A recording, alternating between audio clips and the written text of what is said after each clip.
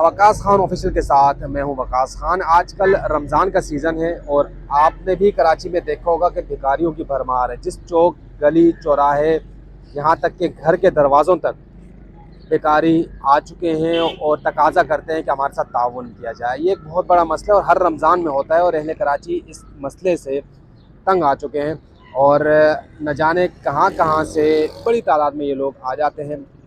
यहाँ तक कि 2 दिन पहले हमने एक जगह अफ्तार की और उसी वक्त वहीं पर बैठा हुआ एक शख्स अफ्तार करने के बाद उठा और हमसे कहता है कि यार अफ्तार करा दें। कराची में रहकर एक बंदा अगर ये कहे कि मुझे अफ्तार नहीं कराएगी तो ये जुल्म है कराची के साथ, क्योंकि हर सड़क पर अफ्तार कराई जाती है। बात ये थी कि इस शहर में भिखारियों की तादाद तो बढ़ गई है, लेकिन एक ऐसे शख्स से आपकी मुलाकात करवाएंगे आज जो कि बचपन से माजूर है, पोलियो का शिकार है, लेकिन उसके बावजूद न सिर्फ उन्होंने मेहनत मजदूरी करके अपने आप को सहारा दिया, बल्कि शादी करके 3 या 4 बच्चों की परवरिश की और आज भी मेहनत कर रहे हैं। न किसी से भीख मांग रहे हैं, न किसी के आगे हाथ फैला रहे हैं। और यहाँ पर हमारे साथ बाबर साहब मौजूद हैं, इनसे बात कराएंगे आपकी।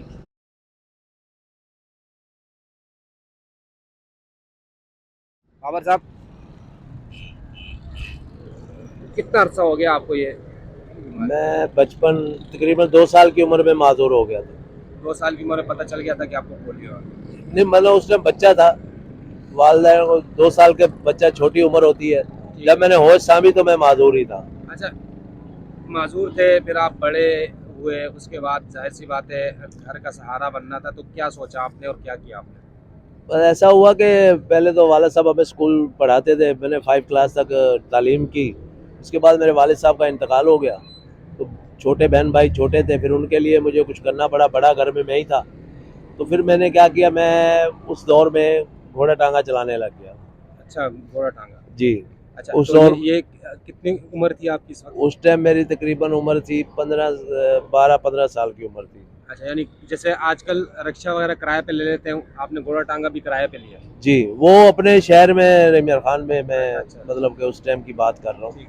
तो उसके बाद जो है ना, फिर वो चलते चलते घर की कफालत करते करते भाई बड़े हो गए, फिर वो अपना काम करने लग गए। फिर मेरे को थोड़ा सा सहारा मिल गया कि वो भी करने लग गए, मैं भी करने लग गया, तो मेरी वालदा का सिस्टम घर पे चलने लग गया। फिर करते करते भाइयों की शादी होगी, वो अपने कफील हो गए। फिर अल्लाह पाक ने मेरे लिए भी कोई रास्ता बना दिया शादी का, तो मैंने शादी अपनी की। फिर मैं अल्लाह ने उस बच्चों से भी नवाजा, शुक्र अल्हम्दुलिल्लाह। बच्चे हैं वो अपना, फिर उनके लिए अपनी जद्दोजहद शुरू कर दी। पहले भाइयों के लिए, घर के लिए की। जब वो अपने इस काबिल हो गए तो फिर मैंने अपने घर के लिए करनी शुरू कर दी, और अभी तक इसी जद्दोजहद में चल रहा हूँ। जिंदगी ऐसी चल रही जी, है। ऐसे अब ही चल रहा माशाल्लाह कितने बच्चे आपके? हूँ। मेरे 4 बच्चे हैं। 4 बच्चे हैं जी। और 4 में से 2 जो हैं वो अपना खुद कफील है। अच्छा, इन बच्चों को आपने खुद, यानी अल्लाह के जी बाद आप एक जी जी। सहारा थे, आपने? मैट्रिक तालीम कराई है इनकी। मैंने बहुत जगह पे बच्चों ने नौकरी की अप्लाई भी की, लेकिन नौकरी नहीं मिली। लेकिन ये है कि अभी वो अपना मेहनत मजदूरी करते हैं या कभी रिक्शा चलाते हैं, मतलब अपना घर का वो अच्छा, चलाते हैं। कराची आप कब आए? कराची में तकरीबन आया था 2000 सन 1984-85 में आया था। अच्छा, कराची आने की वजह क्या थी? कराची में जाने की ये थी कि वहाँ इतना मतलब अफोर्ड नहीं कर सकते थे। अच्छा अच्छा। छोटा शहर था, उस टाइम इतने वसाइल भी नहीं थे। तो कराची सुनते थे बड़ा शहर है, रोशनियों का शहर है, और बड़ी अच्छी वहाँ रोजी होती है।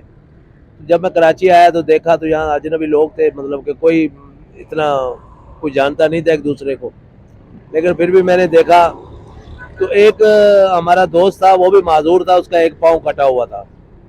जब फर्स्ट टाइम मैं उसको मिला, वो अखबार बेच रहा था। मैंने उसको देखा, मैं उसके पास चला गया। मैंने कहा यार मैं भी पंजाब से आया हूँ, मेरा इधर कोई जान पहचान नहीं है, तो यार मैं भी चाहता हूँ कोई ऐसा काम करूँ। उसने बोला यार मेरे पास तो अखबार है, ये चाहिए तो ले लो। मैंने कहा यार अखबार तो मैं लेके चल नहीं सकता। वो कहा तो आप तो एक टांग से माजूर हो, मैं दोनों टांगों से माजूर हूँ।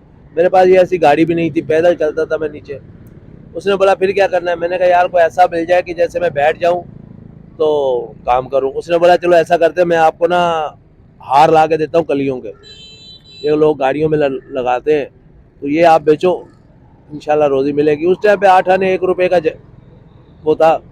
उसने मेरे को 15 हार ला के दे दिए, और मैं ताजमहल सिंगल पे फुटपाथ के ऊपर वो हार बेच रहा था। ऐसे करते करते फिर एक दिन ज़हन में आया, यार ये फुटपाथ पे बैठना भी अच्छा नहीं है, लोग समझे पता नहीं यार ये फूल की आड़ में भीख मांग रहा है। लेकिन फिर मैंने कहा छोड़ो यार। फिर मैंने उसी दोस्त को बोला, मैंने कहा यार कुछ और काम करे। बोला यार क्या करें। मैंने बोला यार अपन ऐसा करते टिश्यू पेपर बेचते हैं, गाड़ियों में टिश्यू भी पड़े होते हैं। फिर करते करते टिश्यू पेपर बेचने लग गए और आज तक फिर वही काम कर रहे हैं, टिश्यू पेपर, खिलौने, ये वो, मतलब कि अपना सर्कट। फिर अब्दुल अस्तारीदी साहब ने एक रक्षा दिया, चलते चलते तलक बनता बनता उन तक पहुंचे। लेकिन जब वो किस्त में नहीं भर सका तो उसने अपना रक्षा वापस ले लिया।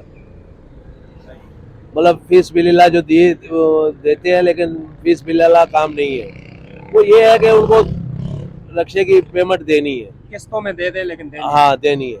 लेकिन वो भी मैंने फिर वापस कर दिया उनको। फिर उसके बाद फिर बेरोजगार हो गया। फिर मैंने अपना रक्षा लिया किस्तों पे। अल्लाह का शुक्र है फिर 1 से 2 रक्षे बने।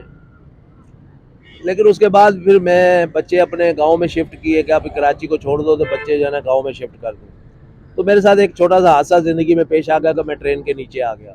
ट्रेन के नीचे भी आप आए? जी, मैं गाड़ी से उतर रहा था, ट्रेन चल पड़ी, मैं नीचे गिर गया और मेरे ये दोनों गोले भी टूट गए और मेरे काफ़ी देर तक मैं अंदर घिसटता रहा। उन लोगों ने शोर किया, ट्रेन रुकी, उन्होंने फिर मेरे को निकाला। ये मेरे दोनों गोले अभी टूटे हुए हैं। अच्छा, मेडिसिन पे चलता हूँ। ठीक।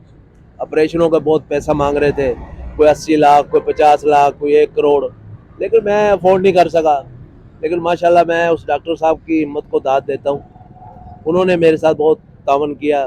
इमरान जावेद डॉक्टर हैं आगा खां के, अच्छा।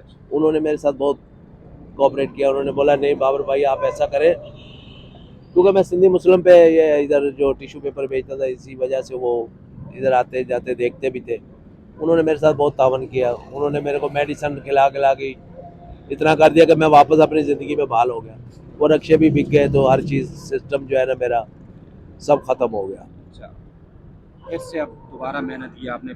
फिर अभी अपने लगे पड़े। जिंदगी से खुश हैं? अल्हम्दुलिल्लाह। होश तो नहीं है? नहीं अल्हम्दुलिल्लाह। ये बाबर मायूस नहीं है? नहीं। बाबर साहब थे हमारे साथ, जैसा कि आपने सुना कि इनका ज़मीर मुतमईन है क्योंकि मेहनत कर रहे हैं, स्ट्रगल की, हादसा हुआ, ट्रेन के नीचे आ गए, फिर बैठे हुए। क्योंकि मेहनत का जिसको नशा लग जाए ना, वो मेहनत पे दोबारा आके बैठ जाते हैं। और ये दोबारा आके बैठे हुए मेहनत कर रहे हैं और दोबारा से इनकी ख्वाहिश भी है और अल्लाह करेगा ये दोबारा अपनी एक मकाम पर खड़े हो जाएंगे। लेकिन इन्होंने गोल अचीव कर लिया, इन्होंने अपनी फैमिली को सपोर्ट किया, फैमिली को खड़ा कर दिया, औलाद इनकी कमाने लग गई है और दोबारा फिर आके बैठ गए हैं इस गाड़ी में और कमाई का सिलसिला इनका जारी है। तो कहने का मकसद ये है कि ये एक रोल मॉडल हैं उन लोगों के लिए जो इस रमज़ान में, बाबरकत महीने में, न सिर्फ पाकिस्तान में बल्कि उम्रे की आड़ पर सऊदीया जाकर वहाँ पर न सिर्फ भीख मांग रहे हैं बल्कि मुल्क की बदनामी का बायस बन रहे हैं। ये ऐसे लोग जो हैं ये उनके लिए रोल मॉडल हैं। माजूर हैं, पोलियो हुआ है, हादसा हो गया है, लेकिन मेहनत नहीं छोड़ी और कुछ काम इसलिए छोड़ना पड़े कि ताकि लोगों को न लगे कि हम भीख मांग रहे हैं। लिहाजा जो हट्टे कट्टे इस वक्त शहरों में भीख मांग रहे हैं उनके लिए सबक है और पूरी सोसाइटी के लिए सबक है।